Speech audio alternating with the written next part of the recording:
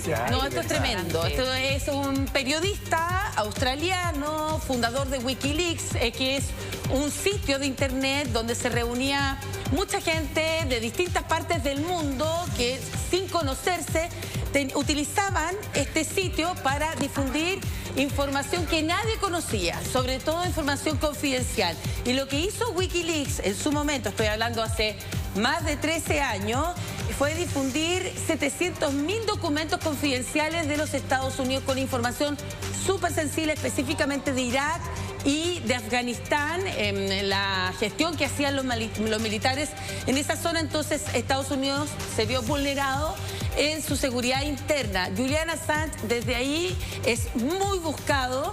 Y lo que hace, porque él estaba ahí en el Reino Unido, solicita ayuda, y el entonces presidente de Ecuador le presta, le da asilo, ahí se produce una cosa muy rara político en su embajada, claro, en Londres. Él publica estos artículos que, bueno, hay mucha información, pero básicamente, para que lo tengamos claro, lo valorable de su investigación y de la publicación de estos documentos es que demuestra la cochinada detrás de Irak, en el fondo. O sea, la invención de las armas de destrucción masiva, cómo el presidente Bush se obsesionó con Saddam Hussein, arrastra al Reino Unido y llevan adelante una guerra que, desde la perspectiva de los documentos, fue planeada con razones que no tenían nada que ver con liberar al pueblo iraquí, sino que tenían otras intenciones y que además terminaron con un mundo más inseguro de lo que era antes de la guerra. Ese punto, eso es básicamente, ¿no? Sí, entonces, el derrocamiento y tortura de... Ahí aparece una causa en Suecia de unas mujeres que decían que Julian Assange las había abusado. Lo que pasa es que primero lo hicieron con consentimiento, dijeron ellas. Tuvieron dos mujeres, tuvieron una relación con consentimiento, pero que después no eran con consentimiento. Es que la legislación donde lo acusan de agresión sexual. Sí, pues la legislación sueca es muy complicada, bueno, en el buen sentido, ¿no es cierto? Protege mucho a la mujer y al hombre eventualmente en una relación, y claro, habla que si la relación comenzó siendo consentida, pero a la mitad de la mujer, claro, entonces, claro, pero eso es pena de cárcel. Y esto es el caso. Y ahí, cuando se consentidas. produce eso, cuando Suecia empieza a perseguirlo por este caso sexual, ahí Rafael Correa le permite ingresar a la embajada, donde estuvo encerrado 7 años. En una embajada, mira que a todo esto está en la creme de la creme, en pleno centro de Londres, a paso de la avenida donde están todas las tiendas más bien exclusivas. Y es una embajada muy linda por afuera, pero es bien pequeñita, y estuvo 7 años confinado allí, porque si él ponía un pie afuera era inmediatamente detenido. Entonces él, desde ese lugar, comienza a hacer informaciones, evidentemente junto con sus seguidores, porque él forma un grupo importante defendiendo la libertad de prensa, defendiendo la libertad de expresión, porque él, como periodista, quería informar y reveló todos estos documentos confidenciales también. Entonces, hasta que lo frenaron en ese sentido, y empieza con el correr de los años en este lugar, espacio chico, que al final se le convirtió en un problema para Ecuador, porque había que mantenerlo, y él empezó a presentar unos comportamientos psicológicos bien raros. El encierro, el confinamiento. Muy raros. Se sacaba la ropa de la nada, empezaba a hacer skate, quiso adoptar un gato, después no alimentaba al gato. Entonces, de hecho, su aspecto físico cambió radicalmente, con una barba gigante, en fin. Y luego asume, como Lenín Moreno, cuando llega Lenín Moreno, le quita la protección y él es entregado a las autoridades británicas. Y ahí pasa 5 años. 5 años tras la cárcel de máxima seguridad, hasta que, porque le estaba solicitando Estados Unidos la extradición.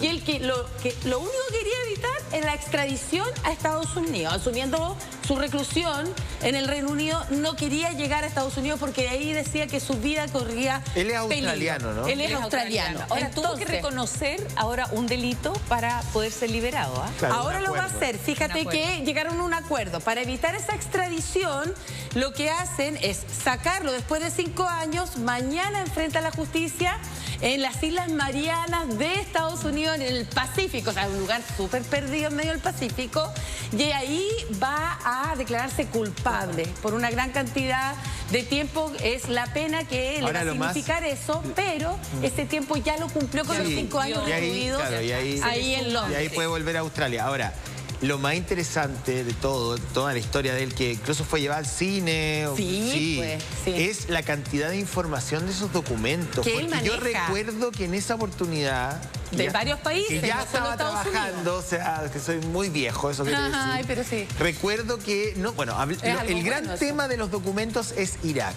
Sí. Esa es como la gran... Y Afganistán. Y Afganistán. O sea, todo lo que hace el presidente Bush en ese momento, luego del atentado del 11 de septiembre, para poder mejorar la posición geopolítica de Estados Unidos en las zonas petroleras, básicamente. Exacto. Y parte de eso... como la guerra contra el terrorismo. Claro, que era muy noble al principio, pero detrás había una cosa bastante perversa. Y justificarlo con la existencia de armas de destrucción masiva. Que nunca aparecieron. De hecho, cuando el secretario de Estado Colin Powell va a la Asamblea General de Naciones Unidas o a Naciones Unidas a justificar la invasión porque anduvo pidiendo apoyo, acuérdate que Lagos decidió no apoyarlo, mostraba unas imágenes, mira, acá tenemos unas imágenes satelitales donde se ve un lugar de síntesis de uranio, y eso era un granero.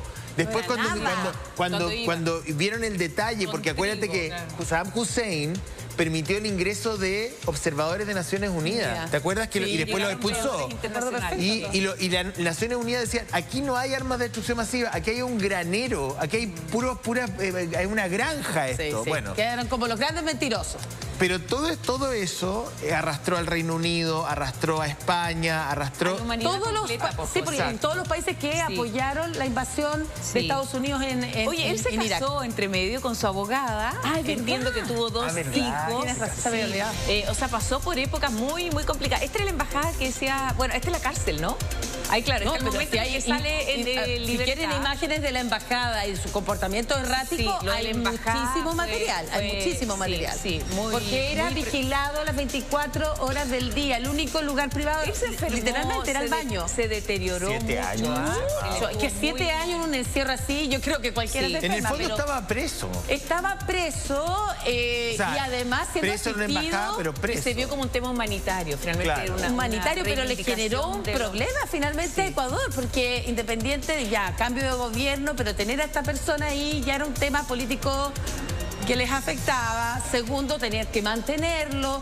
Si el embajador tenía que hacer alguna actividad ahí, no tenía dónde estar. Implicaba pelearse con Estados Unidos. No, oye, si empezó a ensuciar las paredes, a destruirlas, de verdad, era como una jaula. Estaba inestable. Tuvo comportamientos muy raros. Inestable. Pero entonces, bueno, hay un documental súper bueno que yo estaba mirando ayer a razón de su liberación, donde va al fondo del tema, ¿no? Y el fondo del tema es la información. Lo que él provoca al publicar todo esto. Entonces, era un documental que estaba hecho desde la perspectiva británica, entonces era súper crítico con Tony Blair. Decía Tony Blair, que le siguió todos los consejos y todos los mandatos a Bush, porque Bush arrastró de alguna manera a Tony Blair a toda esta operación, que afirmó que habían armas de destrucción masiva, que causó más muertes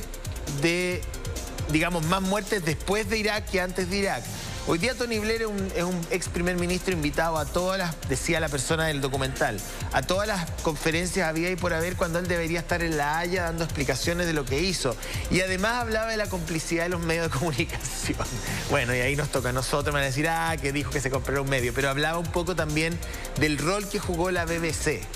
Que la BBC en el fondo compró ese discurso oficial y alimentó la idea de la destrucción masiva y alimentó la idea de que había ahí un peligro para la humanidad y que tenían que entrar. Entonces, bueno, lo que es inaceptable, José, es que alguien que haya entregado todos esos antecedentes, que hizo y cumplió con su labor, hizo su trabajo en el fondo, y ahí como periodistas tenemos que por supuesto, apoyarlo. O sea, que cumplió su labor. Yo quería llevarlo ahora al tema requerido por la justicia para dar explicaciones sobre eso, ¿no? A ver, y haber sido visto como un enemigo. Él tiene un sitio de internet que se llama Wikileaks y cualquier persona en el mundo le podía entregar información de cualquier tipo, secreta, que se desconociera, o parte de la, así como aquí... Se cuestionaban harto las fuentes igual, ¿ah? Exacto, había que investigarla, claro. Efectivamente, porque contó con un topo, evidentemente allá, para tener los documentos confidenciales en Estados Unidos, contó con un topo, pero en el fondo él lo que hacía era recibir esta información con un grupo amplio de periodistas, analizar y de ahí publicar, y eso es lo que genera todo esto, en el fondo, que haya publicado documentos confidenciales de temas sensibles de los Estados Unidos. De seguridad. Pero publicó mucho más que los temas confidenciales de los Estados Unidos, de distintas índoles y de distintos países. Pero por eso se habla, lo que él ha querido defender, en conjunto con un grupo que lo apoya todos estos años, en la libertad de prensa. Porque en su rol periodístico, entonces ahí también... es cuestionable. Sí, pues un elemento a discutir y a defender, por supuesto. Muchas gracias, ya, pues, querida. Gracias, Vivienda. Muchas gracias. Bueno,